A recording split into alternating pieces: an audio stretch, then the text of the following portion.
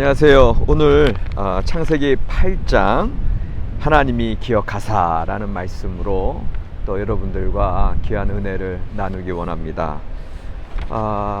창세기 7장에서 이제 하나님의 심판이 이루어지고요. 방주로 들어간 오이쿠멘에는 그 구원의 삶으로 나아가게 되고, 방주 밖에 이 타락한 세상은 이제 멸망할 수밖에 없는 걸 봤는데, 오늘 이제 창세기 8장은 이제 150일간 땅을 덮었던 홍수가 이제 그치고 땅이 점점 마르고, 그래서 홍수가 시작할 때 노아의 나이가 600세였는데 이제 홍수가 그치고 마른 땅으로 나와오는 게 이제 1년 후 601년째 되는 이제 첫째 달에 이제 나오게 되는 그런 장면이 창세기 8장에서 이루어지고 있습니다.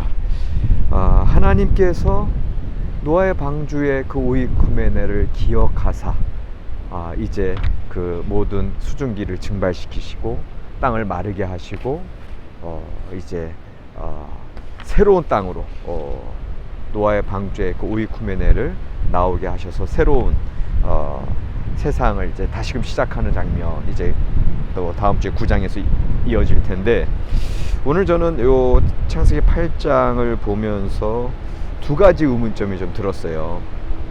첫 번째 의문점은 뭐냐면, 홍수 이후에 땅이 마르는 과정이 자세하게 묘사되어 있어요. 저는 그 모습을 보면서, 아니 창조주 하나님이 홍수도 그렇게 홍수 금방 나게 해서 다 쓸어버리셨다면 이 땅을 마르게 하는 것도 금방 마르게 하실 수도 있을 텐데, 말씀을 보면은 150일 후에 점점 바람이 불어서 물이 증발되고, 또 비가 그치고 물이 줄어들었고, 뭐 1절, 2절, 3절 또 4절에 떠다니던 방주가 아라랏산에 걸리고, 또 5절에 물이 줄어들고 봉우리가 늘어나고, 또 6절 이후에 땅의 물이 다 마르고 까마귀를 보내고 비둘기를 보내고 마침내 비둘기가 돌아오지 아니함으로 땅에 나아가는, 그러니까 이런 모든 장면들이 아주 신기하게 다가왔어요. 하나님께서 단번에 그걸 안 하시나? 그런데 가만히 생각해 봤더니 홍수가 날 때도 마찬가지였단 말이에요. 40주 40야를 계속 비가, 하늘에 궁창 그 창문이 열리고 땅에 깊은 샘이 열려서 그렇게 40일 동안 비가 왔다라고 하는 거, 하나님의 심판의 홍수 자체도 여전히 자연 질서대로 이루어지고, 또 홍수가 끝나고 땅이 마르는 것도 자연 질서대로 이루어지는 걸 보고 있습니다.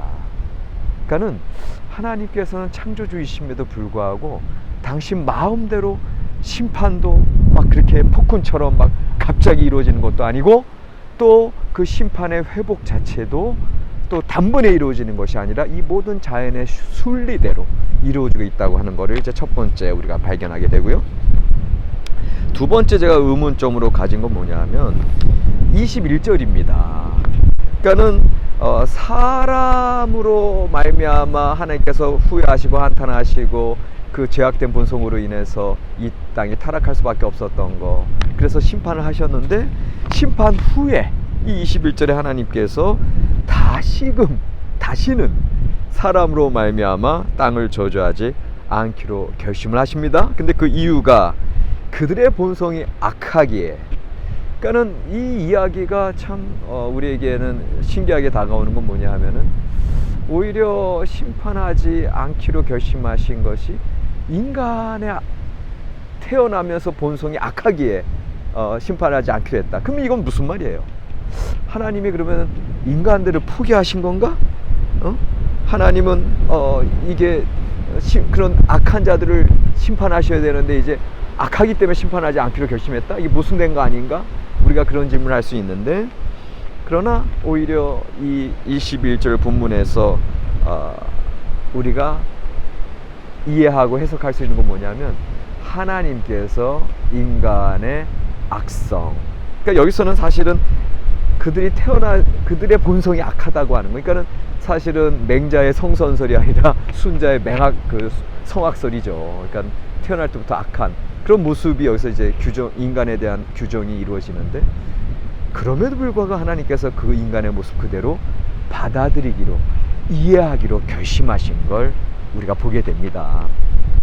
그러니까는 제가 지지난번에 말씀드린 그 하나님의 고통 중에 계신 하나님, 이 세상을 창조하셨는데 그럼에도 불구하고 창세기 6장에서 하나님의 아들들이 이 사람의 딸들과 혼잡함으로 그렇게 죄악으로 세상에 광포해 줄 수밖에 없는 그 세상도 여전히 하나님께서 붙들기로 결심하신 이후에 고통하시고 심판하실 수밖에 없고, 그러나 또 사랑으로 구원의 방주를 이루시고 이제는 하나님께서 이제 그들을 있는 모습 그대로 받아들이기로 결심하셨다고 하는 거, 마치 부모님이 자녀들을 그냥 있는 모습 그대로 떠안고 살아갈 수밖에 없는 부모님들의 그 속앓이가 이제 지금 하나님의 이 인생에 대한, 세상에 대한 속앓이로 우리가 이해할 수 있는 장면이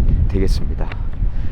그래서 저는 이 본문 말씀을 통해서 하나님에게 하나님에 대해서 우리에게 알려주시는 세 가지 포인트를 좀 발견했는데, 하나님께서는 당신 마음대로 이 세상을 섭리하시는 게 아니라, 첫 번째, 자연의 법칙 그대로, 당신의 결과물인 이 자연 세계, 당신께서 허락하신 이 자연 질서 그대로 이 땅이 운행되는 걸 허락하셨다.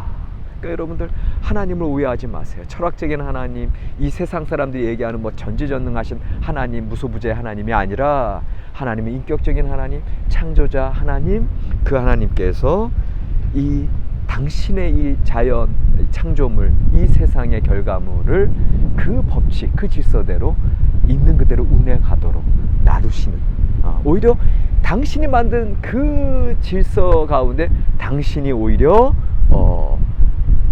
구속되는 그런 하나님의 모습을 이제 우리가 이제 보게 되고요. 두 번째는 그냥 인격적인 하나님이시기 때문에 그래요. 부모가 자녀들에게 마음대로 안 하는 것처럼 그냥 있는 모습 그대로 받아들이는 그런 부모의 모습에 하나님을 우리가 보게 되고, 두 번째는 이 연장선상에서 그 비뚤어진 인간 존재의 한계조차도 하나님께서 떠안고 가시는 분이시다. 결국은 여러분들 자꾸 이제 부모의 마음과 비유해서 우리가 좀 생각을 해보는데, 결국은 부모가 자녀들 어떻게 합니까? 당장에 자녀들이 말을 듣습니까? 부모들이 원하는 대로 그렇게 지냅니까? 그럼에도 불구하고 부모들은 그 자녀들의 모습을 받아들이면서 인내하고 그들이 성장하고 그들이 깨닫기까지 기다리죠. 눈에 보이지 않게 기도해주고 그들에게 사랑으로 여러 가지 면으로 공급해주죠. 그런 하나님의 모습, 하나님 마음대로 하시지 않아. 인격적인 하나님이시기 때문에. 그 다음에 세 번째, 그 하나님은 그럼에도 불구하고 이 세상, 이 죄악된 모습은 심판하실 수밖에 없는 정의의 하나님이시지만, 그 하나님, 그 오이쿠메네, 하나님께 속한 그 근본적인 것들은 하나님께서 노아의 방주 통해서 그 속에서 보존하셨다 그러셨잖아요.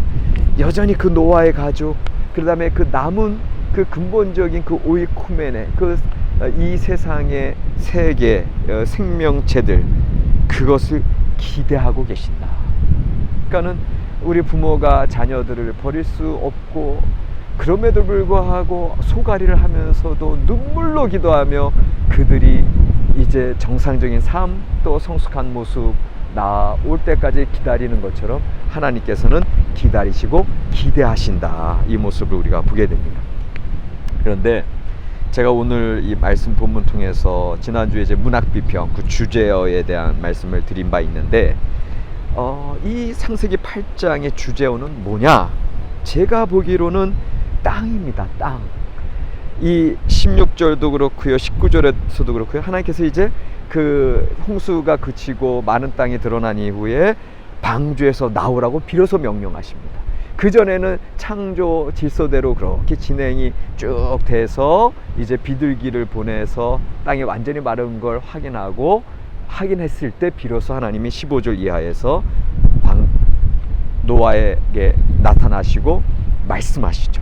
방주에서 나오라 16절, 또 19절에서 또 모든 생명체들도 방주에서 이끌어 나와라. 이게 뭐예요? 방주에서 땅으로 나오는 겁니다. 그래서 17절에 이렇게 선포하시죠. 이것들이 땅에서 생육하고 땅에서 번성하리라. 그리고 22절 제일 끝절이죠.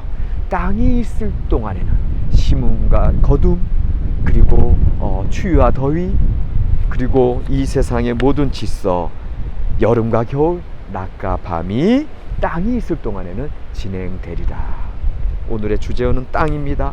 이 땅에 대해서 우리가 묵상을 해보니 아까 우리가 하나님에 대해서 세 가지 나눈 것과 관련해서 이 땅의 질서, 그 법칙, 자연 질서 있는 대로 인정하시는 하나님, 두 번째 또 우리 이 땅의 죄악성들, 타락할 수밖에 없는 그 한계를 인정하고 계시고 그 땅에 대해서, 그리고 세 번째 그러나 여전히 그 땅에 대해서 기대하고 소망하십니다. 그리고 반드시 그 땅에 하나님의 질서를 이루기를 원하십니다. 오늘 제가 이 창세기 8장을 통해서 발견한 깨달음은 여전히 하나님께서 이 땅에 대한 소망을 놓지 않고 계신다. 그래서 오늘의 설교 제목은 땅에서도 이루어지이다. 하나님의 뜻이 땅에서도 이루어지이다. 오늘 이 세상이, 이 현실이 각박하고 이 땅이 여전히 죄악으로 가득 차고 하나님의 의보다는 사람들의 욕심으로 가득 차 있는 것 같지만 여전히 하나님의 속한 의쿠멘의 당신의 남은 자들을 통해서 하나님의 말씀을 사모하는 우리들을 통해서 하나님의 뜻은 이 땅 가운데 여전히 이루어질 줄로 믿습니다. 고맙습니다.